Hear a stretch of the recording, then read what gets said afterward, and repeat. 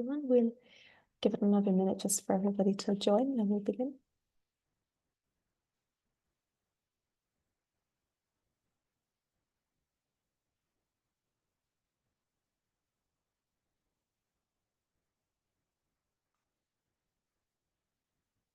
So, welcome everybody. Thank you for joining us today. Welcome to the Ocean Best Practices System Workshop. We will be talking about best practices in citizen engagement and knowledge transfer today. We have two really interesting case studies, which I can't wait to hear from this afternoon. So I hope you'll enjoy the session. Firstly, though, we'll begin with a quick introduction presentation from Diana Sousa from SPI. SPI is one of the partners on the BlueMissionAA project, who is organising this little workshop. Diana, would you like to begin? Sure. Can you see my presentation? Yeah, okay. So let me start with a brief overview of the Blue Mission project, which is the coordination of supporting the implementation of the EU mission Restore Our Ocean and Water by 2030 in the Atlantic and the Arctic Lighthouse. The mission Ocean and Waters. Okay. The mission Ocean and Waters includes the Atlantic and the Arctic, the Baltic and North Sea, the Danube River, and the Mediterranean lighthouses, each with different objectives. BlueMissionAA, as part of the Atlantic and the Arctic lighthouses, is focused on preserving and restoring marine and coastal ecosystems and biodiversity to increase the climate resilience. Citizen engagement and knowledge transfer are among the pillars of the BlueMissionAA. We aim to engage and empower citizens, including civil society, researchers, indigenous people, and local community, to contribute to Mission Ocean. We want to provide them with opportunities and tools to co-design the future of the Atlantic and the Arctic marine region. So what is citizen engagement? It is a process that involves citizens and stakeholders in a decision-making process regarding various initiatives that affect their lives and environments. This is an inclusive, fair and transparent process that incorporates diverse perspectives and local knowledge, and it also encourages collaborations between citizens, governments, policymakers, and institutions. The mission implementation plans outline that by 2030, all European citizens are empowered to be actors in the preservation and restoration of the oceans and waters through social innovation, awareness raising, education, and training. Prep for Blue is a project that aims to facilitate the social implementation of the first phase of Mission Ocean. So what Prep for Blue does is providing us with methods and tools to achieve the Mission Ocean goals. And they have developed a toolbox on how to engage with Mission Ocean. This toolbox outlined three main steps to engage citizens. The first one, the preparation for citizen engagement by building a relationship and communication with the target audience to foster trust.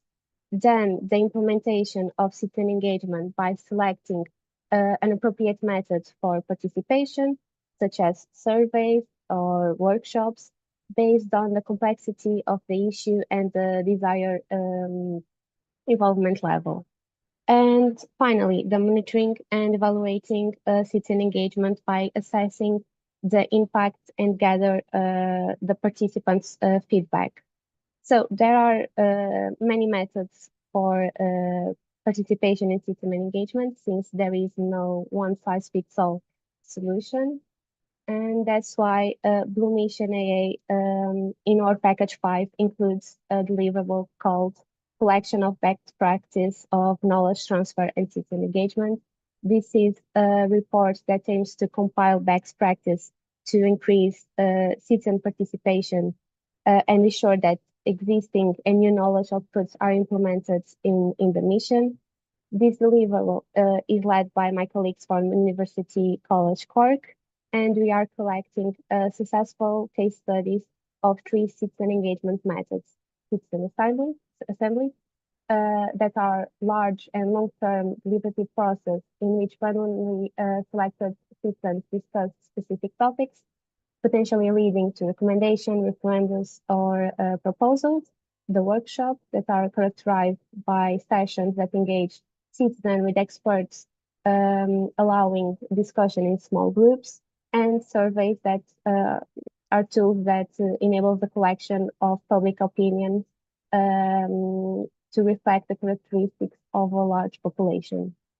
Now I'll hand the floor to my colleague Catriona, who will introduce our invited panelists that will present their citizen engagement methods and projects.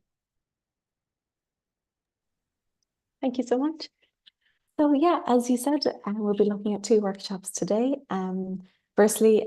Two case studies today. Firstly, workshops, and then secondly, citizen assemblies. And also, I forgot to introduce myself. I'm Katrina Reid. I'm from University College Cork in Ireland, also partner on the BlueMissionAA project. So I'd like to hand over to Matthias and Cecile. Matthias is from the Flanders Marine Institute, and Cecile is from the University of Southern Denmark. They're both partners on the Blue Mission BaNOS project, whose I like to refer to the CSAs as sister projects. So Blue Mission BaNOS and BlueMissionAA have a lot in common, but just different areas of the European sea basins, basically. So they're going to speak to us for about 20 minutes or so about their methods they used in local workshops and how they kind of translate in the knowledge transfer aspect into the missions. So Matthias and Cecile, take it away. Yes, thank you.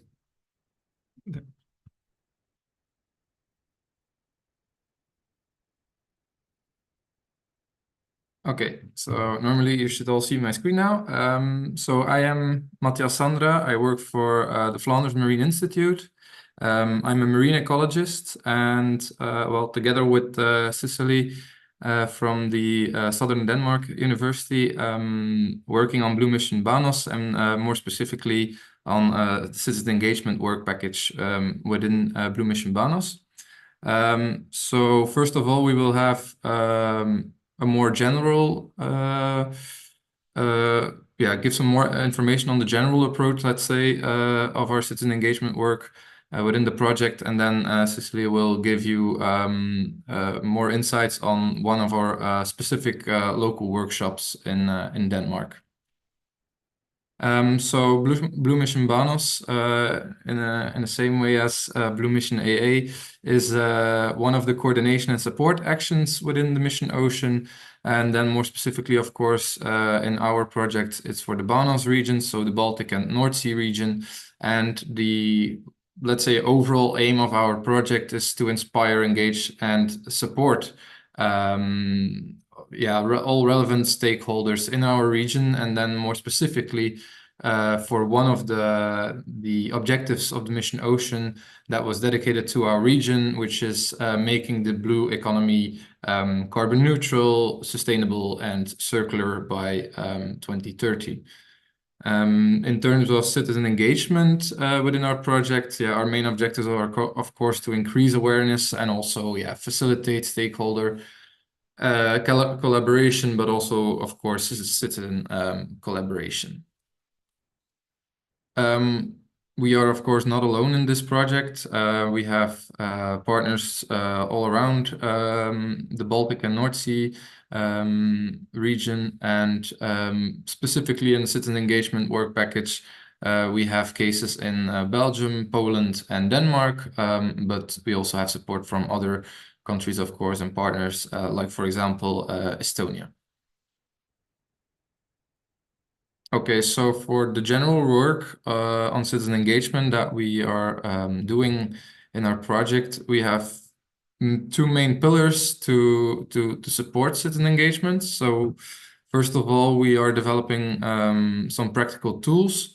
One of these is, for example, the blueprints to engage teachers, so that they can implement, or they have material to implement in their curriculum at schools, and to give students more insights on what the Mission Ocean is and all of its objectives and how things are structured, etc.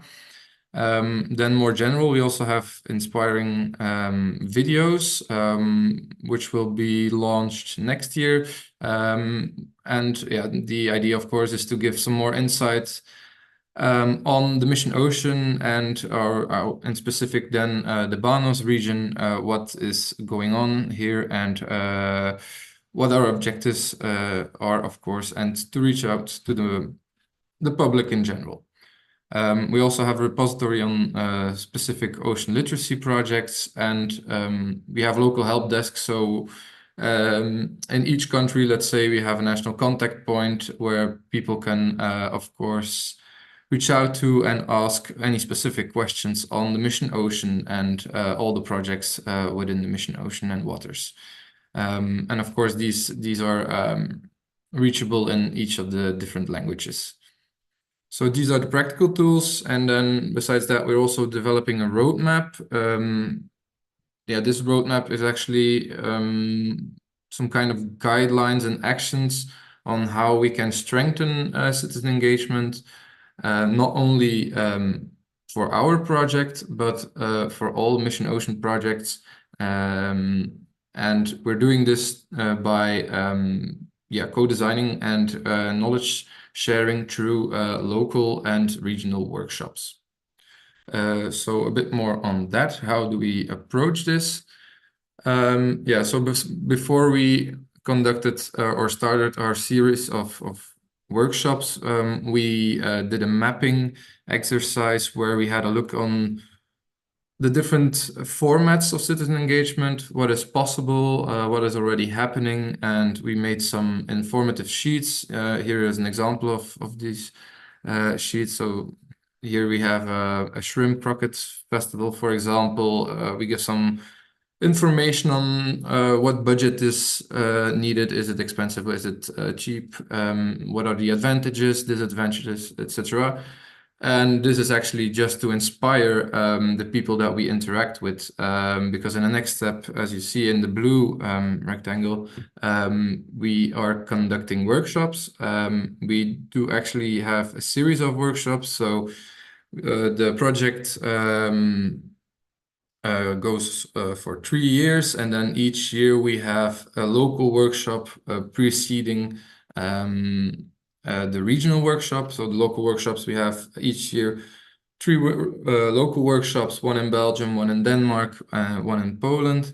And with a feedback loop, let's say, we do this a series of workshops every year to then eventually work towards actions and guidelines. Each year we have a soft focus. We call it a soft focus. So we have a team each year. In the first year we had offshore energy. Now during our workshops we are focusing on aquaculture. But we call this a soft focus because, well, the things that we discuss during our workshops are not specifically aimed at these sector specifically, but it's more on citizen engagement issues. But just to have all sectors present in our workshops, we have a soft focus so that people from industry are also attracted to join the workshops. The workshops itself are not only people from industry, but we try to have experts on public engagement, for example, but also marketeers, journalists, students, citizens, of course, citizen groups, etc. So it's a bit of everything that we try to have at our workshops. Yeah, so then more specifically, how does the workshops, well, what are they? So a local workshop, you have some images here. So what we do is we sit around with a group of up to, let's say 30 people. In the first year we discussed or we asked people what the current challenges are that they face when they try to reach out to citizens, for example, people from industry, but also people, journalists, combining them, putting them around the table and discuss what the current challenges were that they were facing. Then yeah, we took these challenges to our Mission Arena workshop, which is also our regional workshop. So there we have people who have a better view, let's say, on a European level. We took those challenges from local workshops and presented them to these experts on a European level, discussed what possible solutions might be. And now in the second year, we are working towards solutions and how we can implement these solutions in the end to come to this actions and guidelines, as already mentioned in the previous slide. So yeah, how do we do this? Of course, and we use post-its, for example, during our discussions to have an idea what everyone is thinking, and then afterwards we group these into the challenges, as I already said. And now in the second year, on the right side of the screen, you'll see, for example, a sheet that we set up to get an idea of how to tackle these challenges and how to implement the solutions, so that we can end up with a step-by-step process on how a challenge might be addressed. I'm sure that Cicely will give you a bit more of an example on what was discussed in Denmark, for example.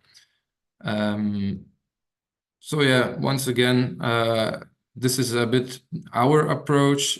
So in the first year, we had a really good idea of what the challenges are. So we have an idea of the what, and now we are working towards how are we going to address this all, and really how are we going to implement these solutions. So we are now somewhere halfway, let's say, but a lot more will be coming in the next few years. And then lastly, as already mentioned, so our regional workshops are held annually on our annual event. We will have 5 mission arenas throughout the 3-year process. We are now at our 3rd mission arena, which will be held in Amsterdam, and all of you are of course very welcome to join us. It's a series of different workshops, not only on citizen engagement, but also on other topics, but everyone is of course welcome to join, and also welcome in our specific workshop to discuss possible ways to implement our solutions that we found during the previous years. And then I'll give now the floor to Cicely to say something more about the specific workshop in Denmark. Thank you, Matthias. Yeah, so Matthias gave you this really good introduction to our work in citizen engagement in the project in general, and I will now guide you more into the depth of one of these local workshops. So I decided, since our university is situated outside of the capital area, it's not always easy to get people to jump on the train and join us for a workshop in our region. So I decided to have these workshops as this Klimafolkemøde, which is a citizen policy festival with a focus on climate policy. So it's 3 days of democratic discussions, workshops, demonstrations, arts, and the like, focused on climate. And I participated because of the setup in a smaller setup than was actually thought of for these local workshops. I think Matthias' local workshop was 2 hours, where you could get more into the depth of the questions. But since I had to drag people to the other side of the country, I decided that we would go for the setup that was given by this citizen festival, which was 1 hour. Next slide, Matthias. So the setup was So for now I have had it for we have had the workshop 2 years in a row. The first year, the focus was on offshore energy, and I was super happy to get a slot on one of the work days. So here we had more participation of the stakeholders on a national level. So this was with the focus of offshore energy. So I had the big association for the wind energy sector. I had the biggest companies in Denmark joining. I had NGOs from different sides of the political spectrum. However, because it was on a weekday, we had fewer citizens. But we still, so the focus this year was on looking at challenges, which was super good in that way to have the industry there, because they are the ones engaging citizens in this manner. I had really good participation. So that year I had little facilitation. So I was actually just distributing people in groups. I think we were around 6-7 people around the tables. Each table, I think I had 5 tables in total. And I only facilitated when it came to questions. So I asked questions, and then they had a room of time for discussing individually around the table. So that gave me the opportunity for them to have a bit broader discussions around the questions. They themselves got new connections across. So I did distribute them in different stakeholder groups. So each table had one from an NGO, one from a developer, one with a citizen. So it was very broad stakeholder groups at each table. So they had really, really good discussions, and I felt almost sorry to stop them in their really, really good discussions because they were just self-facilitating. It gave them good opportunities to gain new connections to other stakeholders they hadn't met before. And this setup gave us a quite good introduction into what are the best practices in the industry, what are they already doing, and where do they have challenges in involving citizens. We found, so just really briefly, we had a lot of input. They had each had their at the table a big piece of paper, as you see on the picture, where they could write down all their discussions. And we found that in general, there is an urge from the developers to gain more citizen involvement. However, they lack them in the planning process. So both the industry and the citizens actually want to be included much earlier. When you then reach out to the citizens or the public, they lack knowledge. And here the developers found that it was difficult for them to be the ones teaching the public about these developments. And you can also ask, is it democratic to have developers teaching the citizens what are the good and bad things about the wind industry, and whether this knowledge-based knowledge developments should lie on other areas. We had a lot of really deep philosophical discussions around the tables. And then lastly, one of the reasons why citizens are not included in the process, both in the planning but also in later stages of development, is that the governance around this is very non-transparent. It's from the government side, it's really difficult to figure out how and why and when to involve citizens. So this year, a really good view into how the industry practices the citizen engagement. And next slide, please. And this year, I had another time slot, which was super practical reasons why this year it looked completely different. The focus was on low traffic aquaculture. And since it was on a Saturday, where most of the industry had gone home from this festival, I had higher participation of we had a high participation of citizens. We had a smaller group. However, we did have essential stakeholders within the aquaculture, low traffic aquaculture industry. They were, however, not national, but more local stakeholders. So this gave us a little bit of a different look into what difficulties do smaller companies and local action groups have when they involve citizens.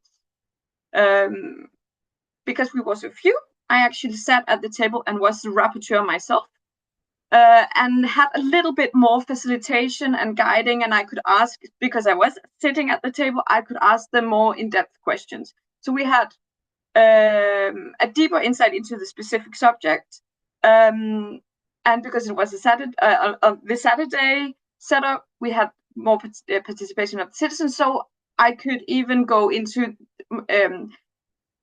also between the stakeholders, so the companies and NGOs and the citizens, they could develop their, like, they had deeper discussions because there was more citizen input. Again, we found the same things. We focused a little bit more, as Matthias mentioned, on solutions this year, and not that much on the challenges. So we found, but again, we found that early involvement is both longed for and wished for by the industry and the stakeholders. More education is also needed when it comes to low traffic aquaculture. Not much is known about these maritime industries. I think that is a general setup. And lastly, again, more streamlined governance. So even though we had two different setups, people asked for the same things. So earlier involvement, more education or upskilling, knowledge about the maritime world and the marine world, and this easier governance, easier to see through, easier for the industry to involve citizens in their activities. So these were the workshops. Lastly, I want to give you a little highlight from this Citizen Climate Policy Festival. Apart from the workshops, we also had a tent, or like a little booth from the university, where we had this setup of minimal branding. We did not write anywhere who we were. We created a space where we wanted to drag people in. It was very neutral. We had a land to seascape. I don't know if you can see in the back of the tent on the lowest picture. It was a seascape from the marine to the city. So we wanted to create a scenery where people could associate with their climate and marine and nature views and challenges. We invited everyone in, citizens, stakeholders, kids, and each involvement was an individual discussion. So we had these activities where people could just go and get information, but we were always ready to involve them, answer questions, and so forth.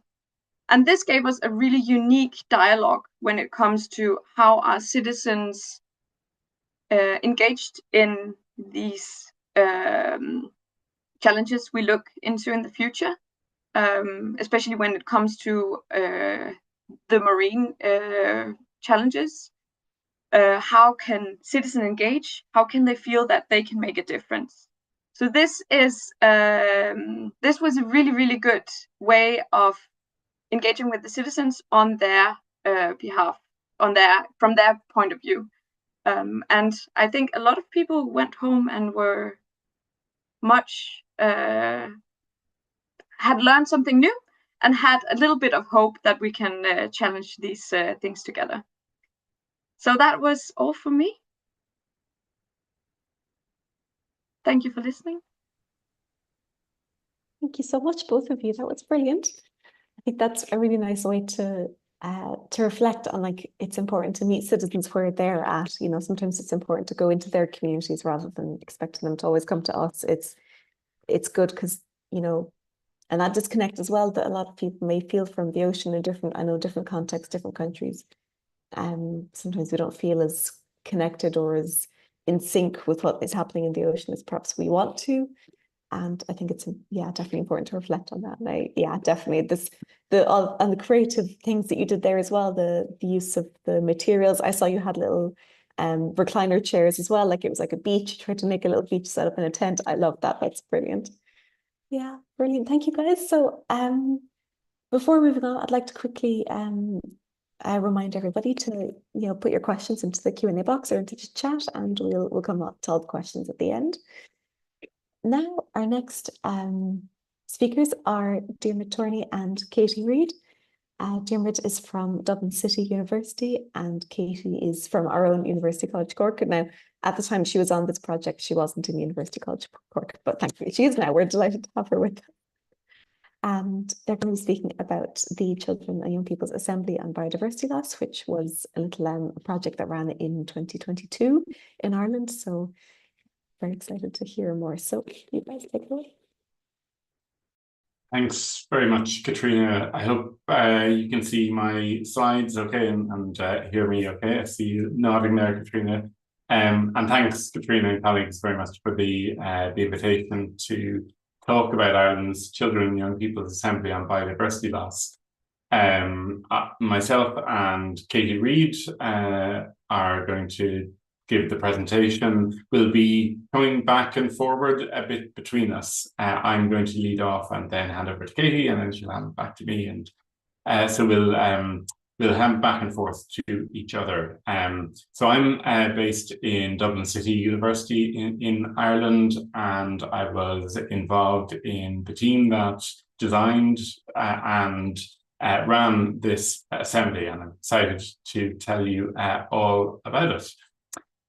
So this is the overview of our presentation. We'll be talking a bit about this specific case study of the Children and Young People's Assembly, but also placing it in a broader context of children's rights and identifying some key takeaways and recommendations for everyone in the audience.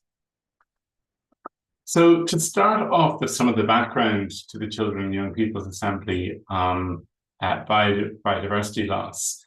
Ireland, going back more than a decade at this stage, has developed a strong track record of running citizens' assemblies. So that's bringing together randomly selected but representative members of the public to learn about complex topics of public policy, to be informed by experts, but then have the time and space to deliberate with their fellow citizens, and then come up with recommendations on those policy questions that are considered then by government.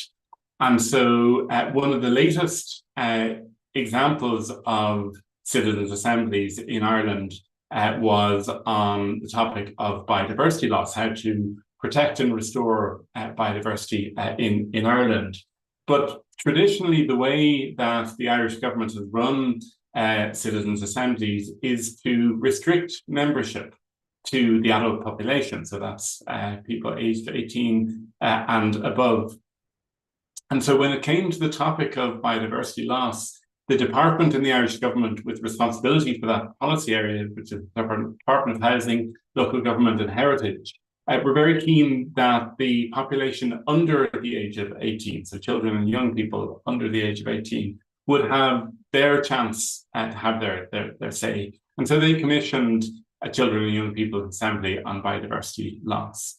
The design of the process and the facilitation was developed by an intergenerational team formed on a consortium of adults from Dublin City University, my own university, so myself and some of my colleagues, University College Cork, and Terra des Hommes, an international NGO specializing in children's environmental rights. And Katie, who will be delivering part of the presentation, was working for Terra des Hommes at the time.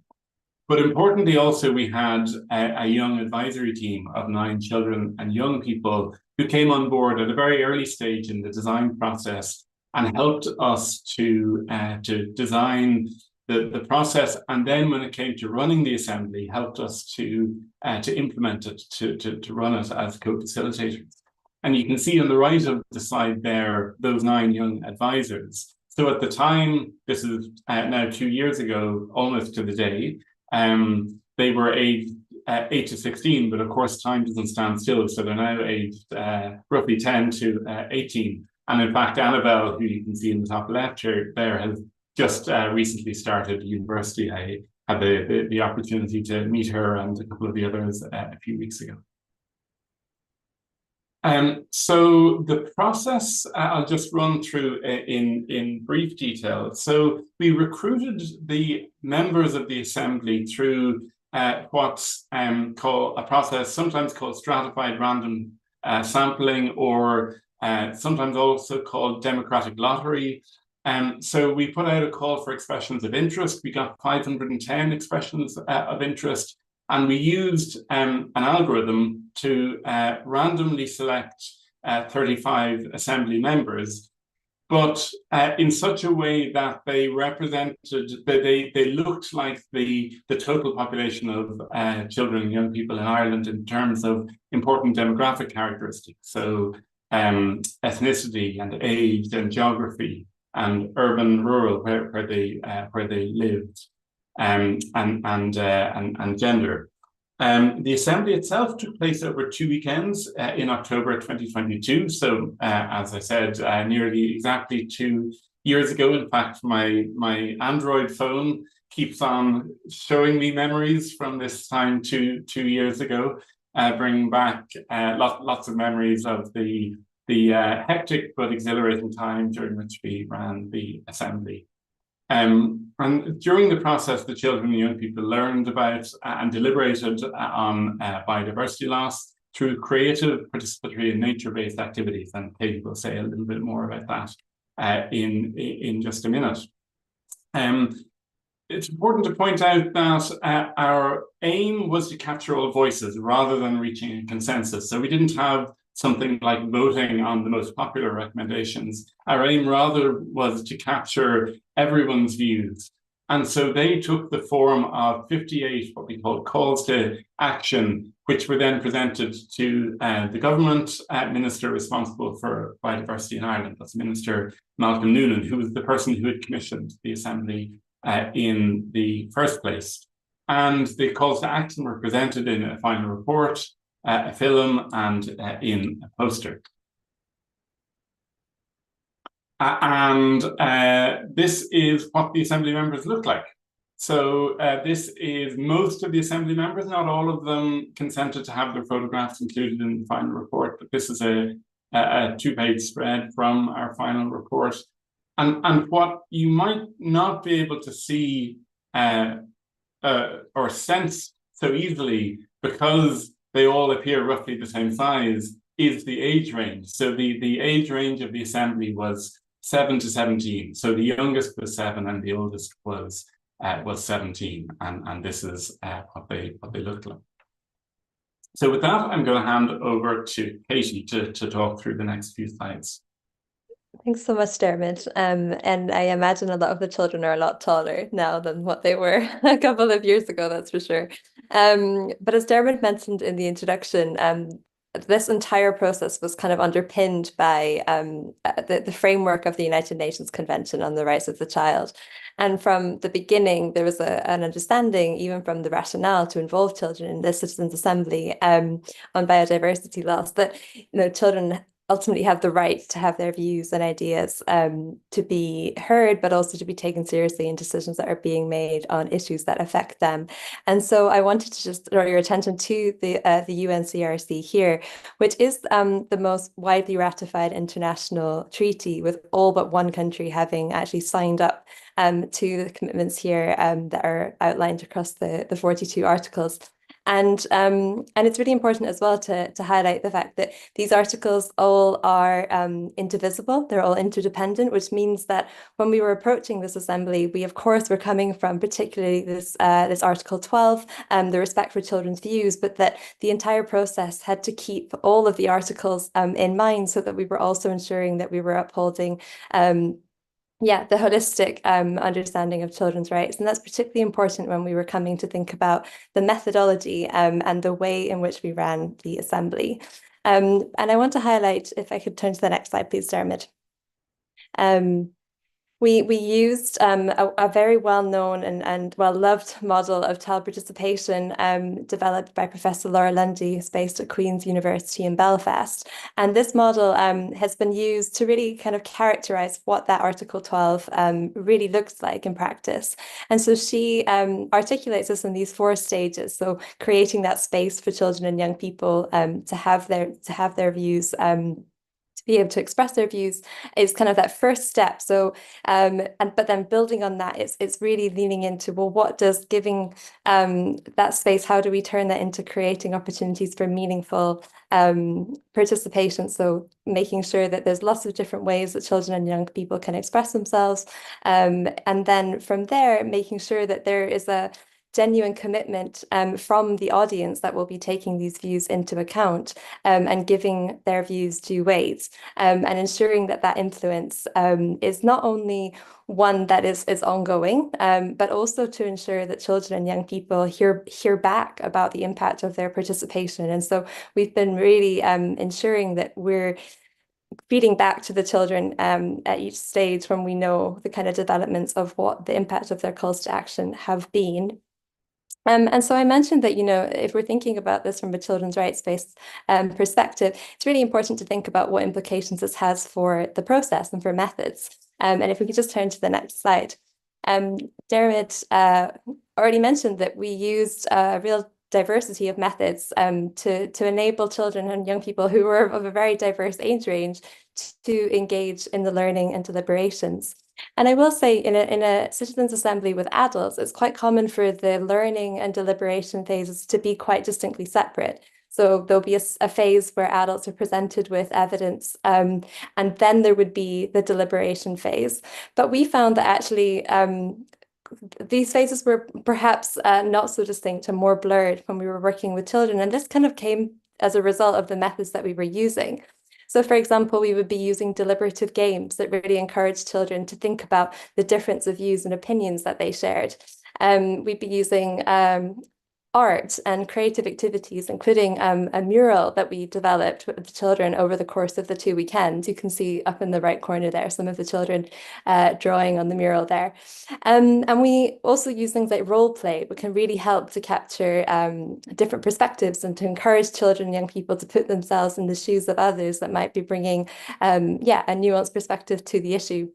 And then, of course, it would be completely absurd if we were, talking about biodiversity and not getting out and about in nature. So we built in plenty of opportunities to get out and about in the beautiful Irish countryside and national parks. And so, and I will say this was a complete favorite from most of the children was the nature walk, which also had a scavenger hunt element built into it. And it was autumn, so it was particularly magical being out there whilst all the leaves were starting to change color. And yeah, I think that was definitely a real favorite from all the children and the adults too, if I can say. But this was very much the methods that we were using to support the children to learn and deliberate on the different issues. But we also had to really consider how to make the whole experience of the assembly one that was meaningful and fun, and also importantly safe for the children, as ultimately we were working with a diverse range of children who have never met one another before we all came together. And so we had to put real thought and care into how we created a really supportive and inclusive environment for everybody. And our young advisors that Dermot mentioned at the beginning played a really key role in this, because they were of a similar age to the other participants, so really helped to kind of connect with them, develop new relationships and friendships, and kind of, I guess, balance out the power dynamic between some of the youngest children and the oldest adults, if you like, which was a really helpful way for making the whole space just feel really positive and welcoming for everyone. And so I'm actually going to highlight a few other examples on the next slide of things that we built into the process that were often suggestions from the young advisors, just to make sure that, as well as the work, to call it that, of the learning and deliberation, that the whole experience really supported children to feel part of something that was really special and significant to them. And so, for example, we would ensure that every day we would have check-ins, and with each kind of cohort of children, which we divided by age into what we call family groups. And family groups would meet every morning as just before the day began, and then at the end of the day to kind of debrief. And this meant that the 7 and 8-year-olds had a chance to come together and really think about what they've been learning in a way that worked with their peer age. And likewise, the 16 and 17-year-olds could come together and reflect in a language that worked for them about what they had learned, and communicate amongst that kind of age cohort what their kind of progress and process had been over the assembly as it evolved. And this was also really important for the facilitators, just to check in and make sure that the children and young people involved were doing okay. We know that biodiversity loss is not an easy topic to grapple with, and it's something that can be really distressing and upsetting if not handled appropriately. So we wanted to make sure that we were building in fun and play and a lot of downtime as well, so that the children and young people could also just have that space to make friends and really enjoy the experience all around. I'm also going to give a shout out to the mascots that played a really important role in this as well. Each family group had its own mascot, and this was an animal, not a real animal, but an animal that they named and became a kind of token for their participation. You can see, I can't remember what the owl was called, but there was one of the mascots there. And again, this was just another way to help the children really feel part of something and to form that kind of assembly membership that was so important to the process as a whole. Next slide, please.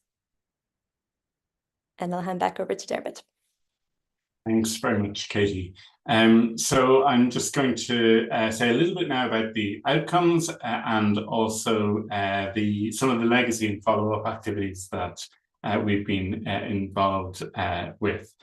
So what you see on your screen here is an attempt to capture some of the key insights, the key messages from the assembly. So as I said a few minutes ago, the assembly came up with 58 calls to action, but sitting above those were 6 key messages, and above that again is the vision statement, which you can see there on the screen in Ireland, where we are connected to and care for the rights of nature and each other so that biodiversity is restored and protected, and we live and grow up in healthy, clean and fair environments. I won't dwell on all of the key messages and certainly won't go into all 58 of the calls to action, but I think the key message that often attracts the most attention is this first one here. We must treat the earth like a member of the family or a friend, which I think is a beautiful sentiment and one probably that adults might not come up with, or would be. I'm not sure it would be an obvious framing or way of expressing it that adults would come up with.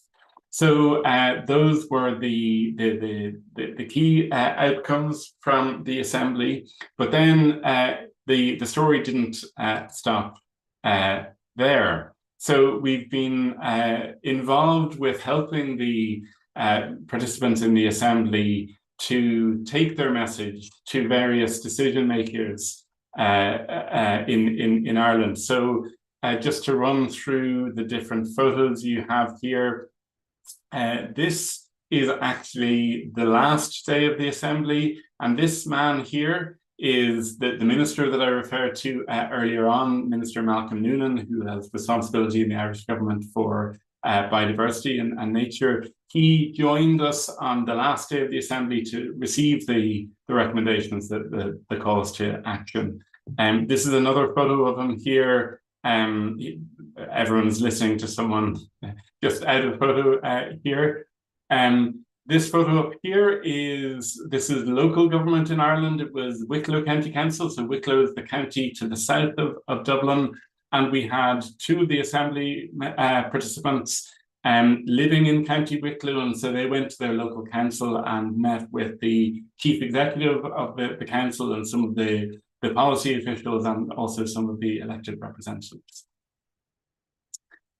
They also, a different set of the members of the Assembly went to a session of the Citizens' Assembly for Adults that was taking place in parallel. So this was 2 weeks after the final weekend of the Children and Young People's Assembly on Biodiversity Loss. This is a photo of them up on the stage. What you can't see is the rest of the room is the 99 members of the Adult Citizens Assembly on Biodiversity Loss. And on the right here, you can see the cover of the report of the Adult Citizens Assembly on Biodiversity Loss. They included as one of their key messages to government that the government should consider the calls to action from the Children and Young People's Assembly. So a nice intergenerational dialogue and support there. And then the following year, so this is the autumn of last year, 2023, a committee of the Irish Parliament, so the Committee on Environment and Climate Action, was tasked with considering the recommendations from both the Adult Citizens Assembly and the Children and Young People's Assembly on biodiversity loss. So the photo you can see here is 6 of the participants in the Assembly meeting with national with national politicians in the country's parliament in Dublin. And what you can see down below here is the report of the Parliamentary Committee, which recommends that the calls to action as set out in the Children and Young People's Assembly on Biodiversity Loss should be examined and considered for implementation by the relevant government departments.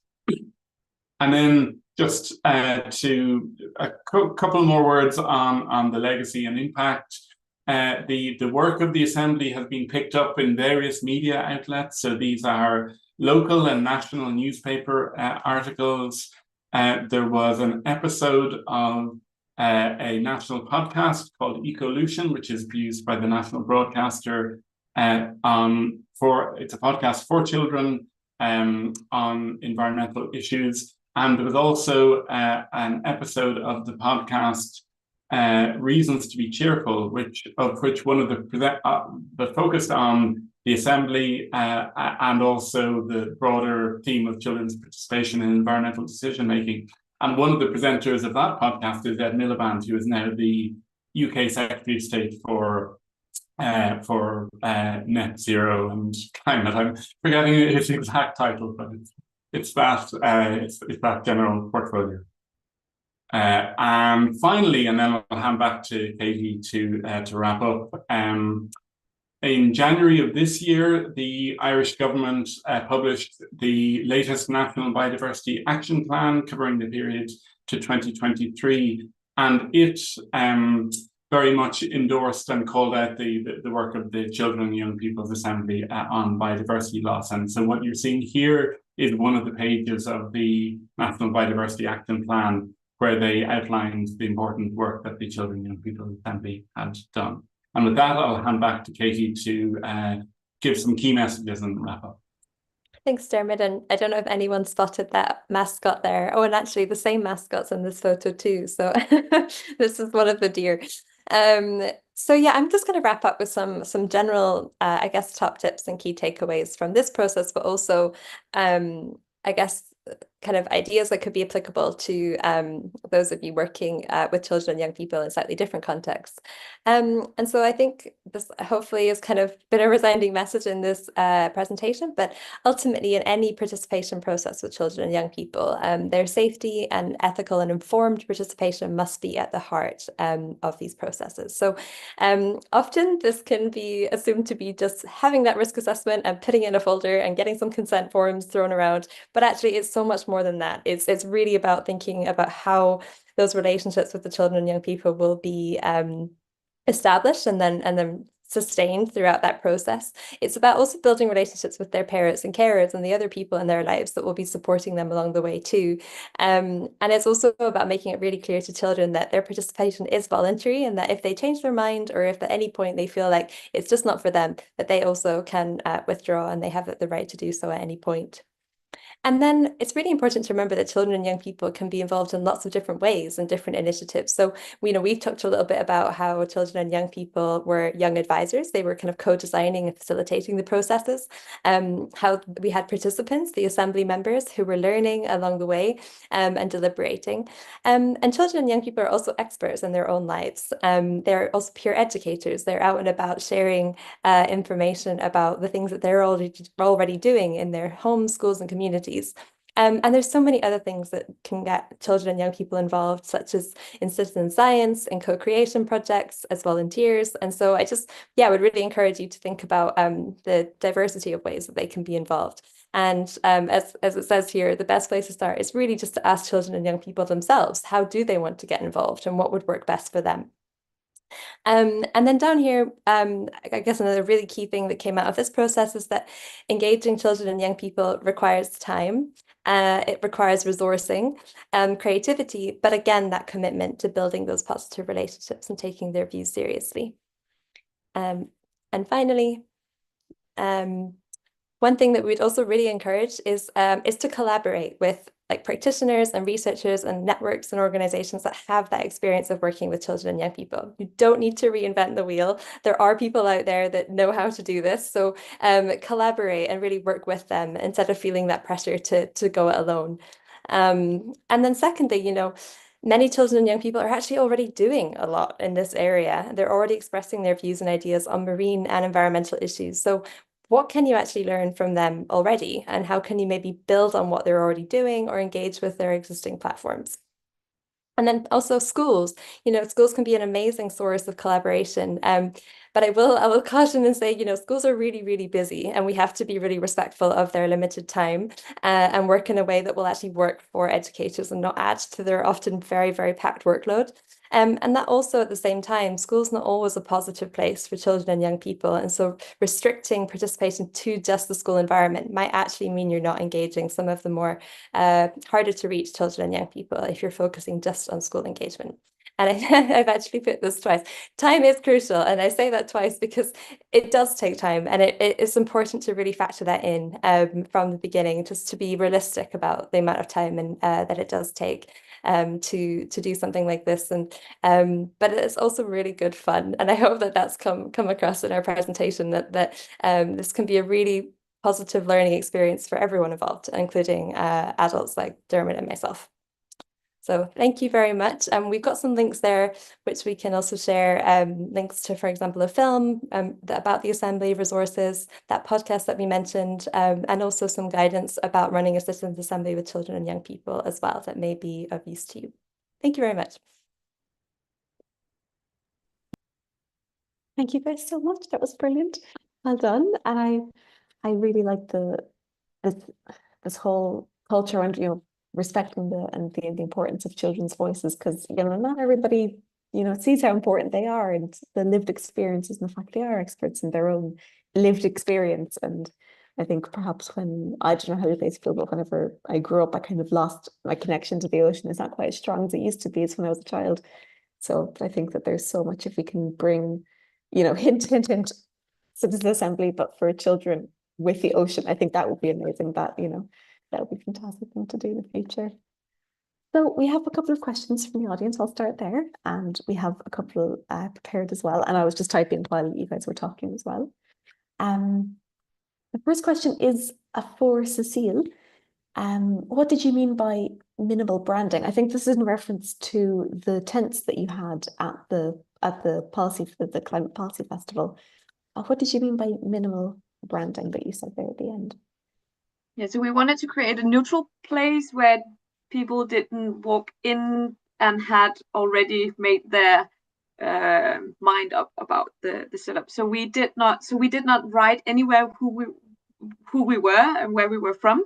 The only thing that we had was a tiny sign, like handwritten, like "Welcome to SDU," which is the abbreviation for the University of Southern Denmark, SDU Beach. So that was the only branding. And I only had one person, I think, asking where we were from. Like, please tell me who are you? So that was part of our little experiment to be as neutral as possible when it comes to asking questions, meeting people where they were, because universities can be an ivory tower. So it was really to meet people on their terms. Thank you. It's a good, like, subtle way of doing it as well. You know, you don't even know that you're being invited to a space that is completely, you know, open and everything. If you have university branding, it can definitely, for some people, it can put up a bit of a wall. Do you want to speak more a little bit about that, about the importance of meeting citizens where they're at, rather than having them come to you? Is that something do you want to go into more detail on? Yeah, I can definitely. Do, if there's more on your mind, do. Yeah, so we also, one of you mentioned the beach chairs. We actually did have deliver 3 tons of sand to our tent. And then, like, building on this, bringing kids into the discussion, meeting kids, learning their experiences, and what are they thinking in their everyday life about climate. And we know a lot of kids have anxiety and difficult thoughts about climate change and nature and biodiversity. So we wanted also to create a space where we could meet adults, but definitely one where we could meet kids, inviting them into a playroom. We had like toys so you can play with sand, and at some point we had 3 pregnant mermaids made out of sand, and just creating a space where you could also meet kids, and they're super they are super curious, like, oh, what is this? We had like a big aquarium with jellyfish, and having the 3 different kinds of jellyfish, and then discussing invasive species around climate change and all this. And one thing I really learned was that the kids all typically know more than the adults about our world, around our surroundings. They were much more knowledgeable and curious and protective of our common earth, our common surroundings. That was really interesting.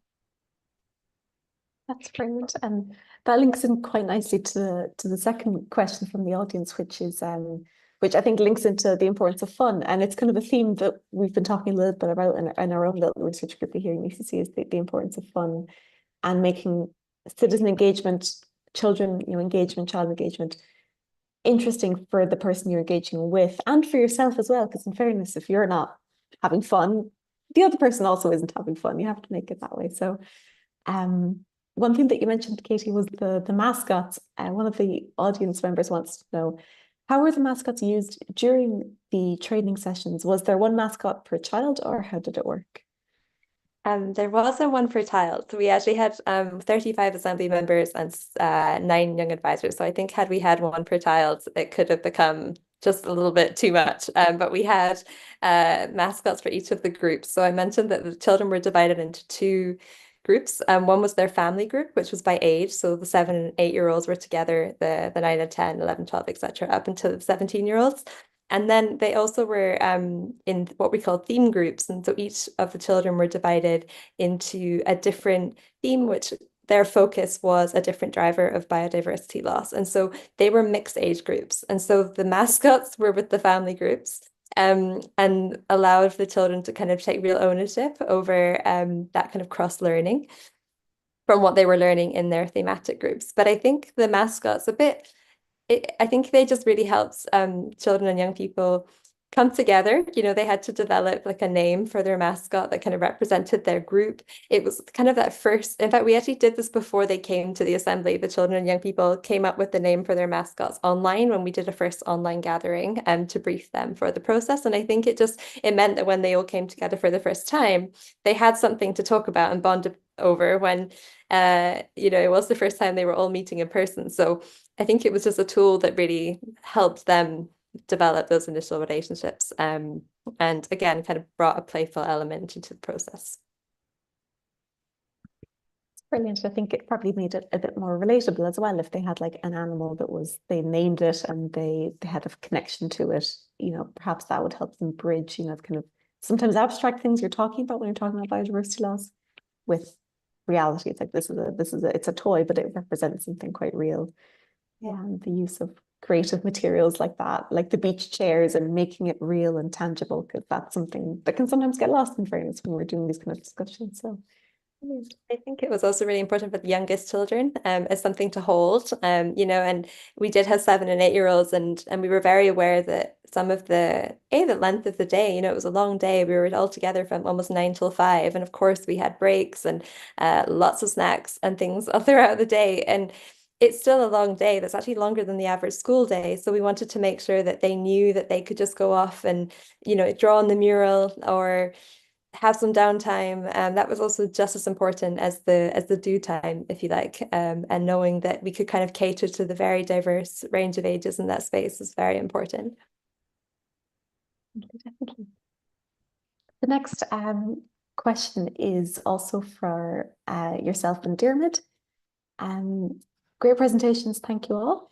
Did you find any interesting similarities or differences between perspectives or outputs between the Young People's Assembly and the Adults Assembly, or any unexpected or surprising views from young people on biodiversity? This is from my friend Gary from, he's now in Portugal, but he's ex-UCC. So hi, Gary, thanks for being here.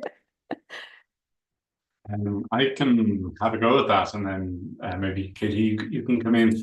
So the way if you like, the work program of both assemblies was structured was different. So as Katie said, we had the theme groups for the Children and Young People's Assembly, but those themes were a different set of themes. So they were structured around the key drivers of biodiversity loss as identified in the international research, whereas the Adult Citizens Assembly took a sector by sector approach.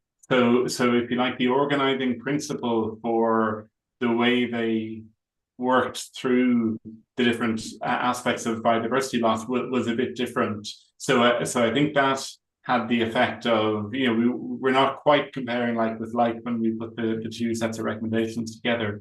But one thing that came through really strongly in both sets of recommendations was around education. And if I could summarize the message that I think came out of both the Adults Citizens Assembly and the Children and Young People's Assembly, it was, we had no idea the state of nature and biodiversity is what it is.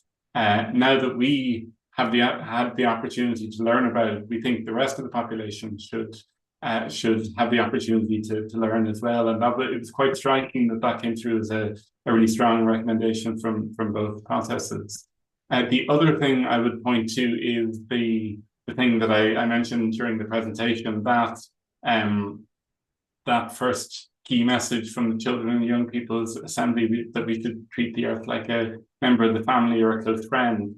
And that for me is, you know, I think it's a distinctively children and young people's way of thinking about this challenge, and or a way of expressing it. And so, you know, that for me is one of the demonstrations of the distinctive perspectives that we get from children and young people. I'm sure many, if not most, adults would, you know, wholeheartedly agree with it, but I'm not sure they would put it in quite the same way.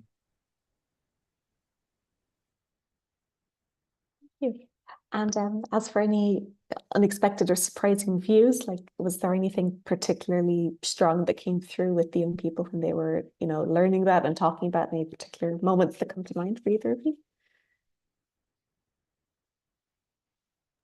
I have one example that always stood out for me, because I think, again, it just shows the creativity that children just brought into the kind of problem solving that children brought into the assembly, that I don't necessarily think would have come about in the Adults Assembly. And it is, as Dermot says, hard to compare it entirely. But you know, one of the core issues that children were looking at were like the loss of habitats, and also the loss of species, and looking at kind of the drivers of the reduction of species. And one was about looking at Ireland's bird population and the challenges of the birds, unfortunately, experiencing many factors that's contributing to their decline. And one of the the big factors is actually there's a significant population of cats and house cats that people have across the island, which is contributing to a bird decline in some way. And the children, you know, very creatively came up with one of the calls to action, which was around ensuring that all cats in Ireland should wear a bell, and that should be mandatory so that birds can hear them coming. And I thought it was just such a simple and yet really effective, you know, solution to a problem that they felt could just be a way to address this in a sense that yeah, can be a new spin on things. And I think that was it. They were coming up with very kind of innovative and creative ideas that we might not have seen in a different context. That really touches back to the fact that children see the world in a completely different way, and they don't have the same thoughts about, you know, oh, how much would it cost, you know, oh, will I step on anybody's toes? They just have this unfiltered sense of the world, which is just so pure and so, yeah, so wonderful to capture. So the next question from the audience, I'm going to start with Matthias and Cecile, because I think this is directed to you guys. When collaborating with people of all ages, adults, children, people of all ages, because I know that this is something that you've talked about before, possibly passionate viewpoints might come up. How have you guys dealt with issues that might hinder the progress of your workshops? Like, say if you have a challenging situation or somebody who just won't stop in a workshop, how would you manage that, like in the moment? Well, for the workshop in Belgium, for example, we just try to, first of all, by how you approach or how you set up your workshop. Like we give people, for example, first some post-its, very simple. They write some stuff down, so it's quite silent in certain parts of the workshop, let's say. But then once indeed the discussions goes on, you try to moderate as good as possible and give everyone at least once the floor, and really be active during your moderation. And not only also it depends on the questions that you ask as well, because sometimes you know who's around the table. People have different agendas. People sometimes people want specific things to be discussed, while it's not really the point of your workshop, for example. But yeah, it's really up to the moderator sometimes at that stage. And luckily, in all of the cases that I already was involved in, people are just very, very engaged. They are very willing to think together to develop or just to co-design really, and listen. They really listen to other people. That's my own experience. But I guess it's also partly the approach that counts, and we always try to sit with not more than 6 to 7 people around the table, so that everyone can hear everyone well. Everyone gets a moment to say his opinion, and yeah, in my case that always worked. So yeah, people are much more willing to help than people sometimes think, I guess. Yeah, my experience was the same. People are in general quite polite. They I typically start my workshops with 3 rules. One is wait to speak until it's your turn. Stick to the subject, and keep it short. And people are quite good at sticking to, like, being short and precise in their expressions, and super respectful. And then also there's having, as you mentioned, Matthias, have a post-it. If you don't get to ask your question or give your view, give it to me afterwards. It's still important for me to know your point of view. And yeah, so I've not, of course, sometimes you have to, like, now you have had 10 minutes to talk, maybe we should give it to the next one. But I think general people are really easy to moderate. They are respectful. Yeah, and if I may add, it's all also with these post-its, for example, you don't know what another person around the table is thinking, and then often that post-it is then discussed, and someone else thinks, oh, okay, mine builds on this, so we can think about things together, and then it's not really the point of discussing each opinion, but it's more like building together something, a view, quite constructive.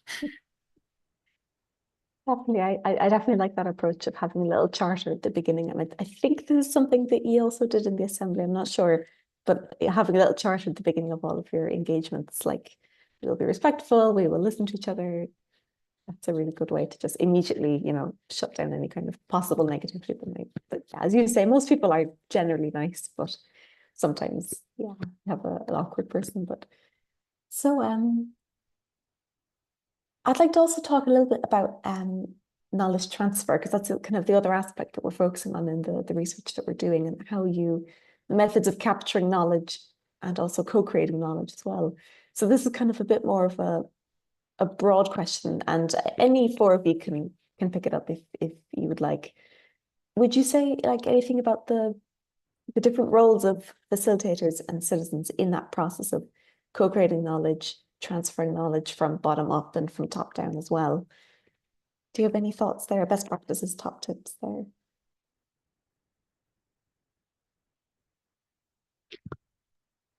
I'm happy to start off. I mentioned this already, but I might bring it up again because I like to talk about it. But the importance of actually involving, in our case, children and young people in the design and facilitation was really important for making sure that we hit the right note. As much as Dermot and I like to think that we're young, we're not really anymore.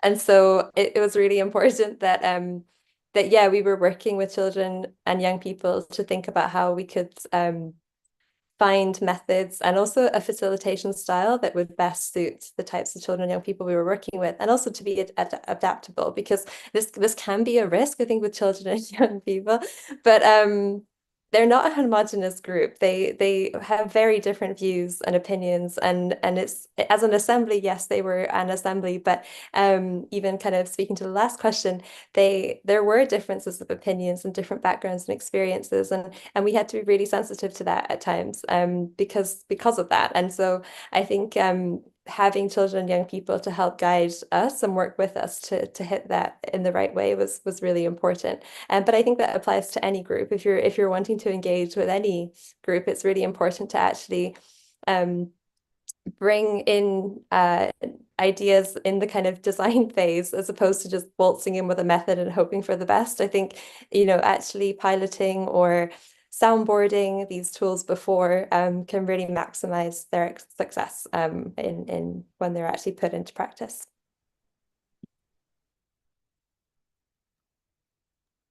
I think for me also, building a little bit on this, Katie, like be prepared to there is an art in facilitating as little as possible, to giving them the opportunity to raise those agendas that are most important to them, and that go that way where, like, of course, I have a research question that I in the end want to be answered, but still within that frame, giving them the opportunity to explore those areas of this question that they find most relevant to them. So I try to keep as quiet as possible and let them explore the question themselves. Yeah, I can also add on that if you want. I think also that it's important, as already mentioned, actually, but I don't know, yeah, the way you approach them is often important as well. So adjust your language, for example, not only to children. You can approach them, of course, as any other adult, but don't make it too complex. And that goes not only for children, but for other people as well. We are all quite educated, but sometimes it's just too difficult language to understand for certain people. So by adjusting it, making it, not simplifying it, but in a way it's a bit simplifying, of course, but yeah, just explain what you're talking about, and that's also part of knowledge sharing, and then they have really a good idea of what you're aiming for, because often we are, yeah, we're doing what we're doing and we know what we're doing, but people around us don't get what the point is sometimes of what of your exercise. So that's also something that I already learned during these different workshops, and it's also one of the challenges that actually popped up during our workshops as well. So Good. Jeremy, do you want to come in on that as well? Because I was thinking, as the others were talking, that you're the relationship between the assembly and then how the knowledge is transferred up to the government levels as well, and then it filtered into the National Biodiversity Action Plan as well. That's quite, in the circles that we're in, that's very interesting to hear if you've got any thoughts there as well on bottom-up knowledge transfer. Sure, yeah. So in Ireland, we've now established process, actually stepping back from that for a minute. If we look at the emerging practice around Europe and more broadly about how citizen assemblies interface with the wider policy system, we see a quite wide diversity of practice. So there isn't one kind of best practice model for how the recommendations from something like the Citizens Assembly feed into policy making. But in Ireland, there is an established practice now, which is that the recommendations go to a parliamentary committee. The parliamentary committee, I touched on some of this in the presentation, considers the recommendations from the Citizens Assembly, but also conducts its own hearings on the same topics, and then publishes its own recommendations, and the whole suite of the Parliamentary Committee report and the Citizens Assembly report are considered then by government, and government has to respond. So that's broadly how it worked. I think in the case of the Assembly, having a champion in government was really important. So the role of Minister Malcolm Noonan, who we referenced a couple of times in the presentation, was really important. So the idea, like way back to the start of the process, the idea essentially came from him that there should be a Children and Young People's Assembly on the topic of biodiversity loss. And then, as I said, he came on the final day to hear receive the call to action. But he also, and I think I neglected to say this during the presentation, he joined us. We had a one-year reunion 1 year ago, so in October 2023. And Katrina, you were there that day. So Minister Noonan came back to report back directly to the children and young people themselves on how government had considered their recommendations. So I think the institutional infrastructure is important, but having someone, an advocate in government or in the decision-making process certainly helped in this case. Brilliant. Yeah, that's really important, isn't it? It's something we kind of tend to overlook. Things don't just happen magically. You have to have those relationship building exercises well ahead of time. And I think, yeah, Minister Noonan was on the day, he was brilliant, and the children were fantastic. There was no script, the adults weren't allowed to speak any questions at all. It was just the children microphone being passed around the room. And yeah, it was really, really really touching to actually see just how confident they were as well. And, talking to a minister, I was like, even I get nervous around them, But yeah, brilliant. Thank you. So we have about 5 minutes left, but we do have one more question, which kind of came to mind as you were speaking earlier. I think it was probably Cecile who said this around the importance of communication in a way that doesn't stress and upset people. And I think, Katie, you also touched on it a little bit. But yeah, we're talking about engagement, and engagement is more of a two-way thing. But in terms of, before you have engagement, you have to have communication, really. So in terms of the first kind of communication that you have with citizens or with children, Would you have any kind of tips around doing it in such a way that doesn't, bring on these feelings of stress or anxiety around climate change? And we only have about 5 minutes left, so just quick answers and then we'll wrap up. To all presenters, anyone can take this.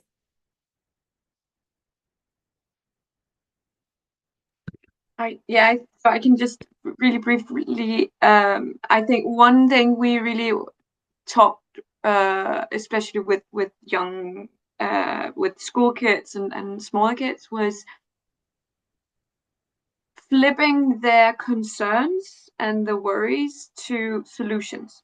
So this because they tend to, a lot of the kids came during the weekdays with assignments from the school, and they came with, then that ended up in worries and what we can't solve this, and turning that into more solution based discussions. So turning the narrative to a positive solution focused discussion. That was what we tried to.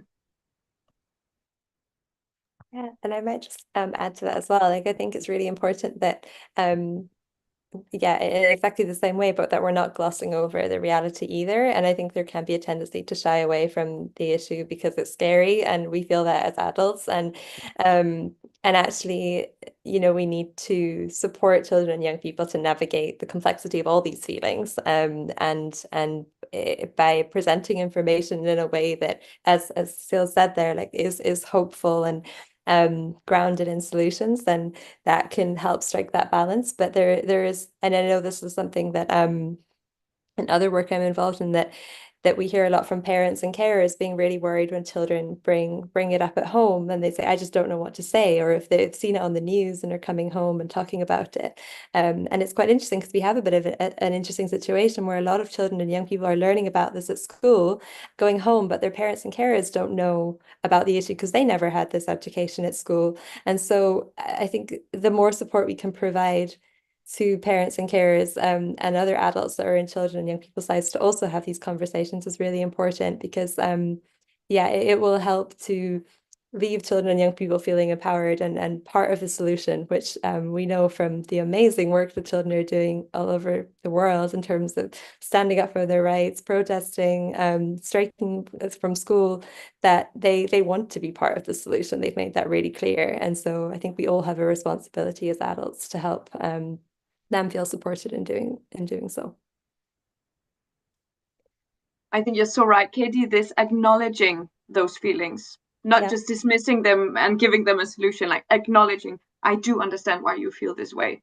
Let's try to aspire to some hope, but really acknowledge that.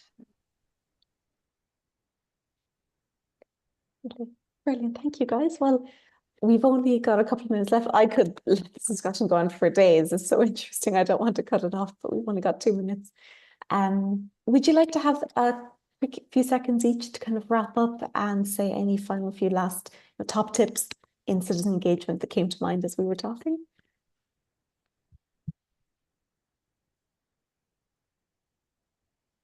Whoever would like to take this. My top tip is actually one that children and young people say, so I'm just pinching theirs, but to make sure that it's fun and enjoyable, and to have lots of nature walks. That would be my top tip. Thank you. Yes, Cecile, go ahead. Yeah, I would just like meeting people where they are, if it's kids or grandparents or professionals, meeting them from their point of view and be open and interested in their point of view. Matthias, go ahead.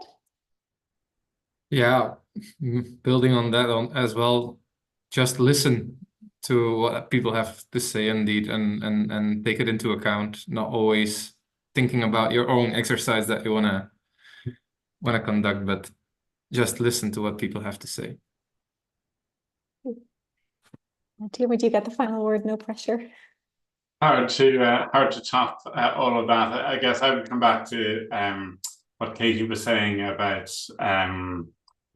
connecting with nature, with the outdoors. It was really striking when, and I think Katie said this during our presentation, when when we asked all of the participants what their favorite bit was, almost universally they said the nature walk, you know, actually getting outside and enjoying nature. Brilliant. Thank you all so much. You're all superstars. Thank you so much for your time, and hopefully, audience, you were taking notes, I hope, as we were talking. And I'm so glad to see all the thank yous and everything coming in the comments. Wonderful. Well, that's it from us. So next step is for, I suppose, myself and Diana will continue our research, and soon we'll be talking to you again. So thank you so much, everybody, for your time. Diana, would you like to say a quick few words to sum up? You're on mute. Okay, it was a great session, and I believe the experience that you share with us will be very valuable for our work in the Blue Mission project. Thank you so much. Right, I'll let you all go. Thank you so much, everybody. Next afternoon.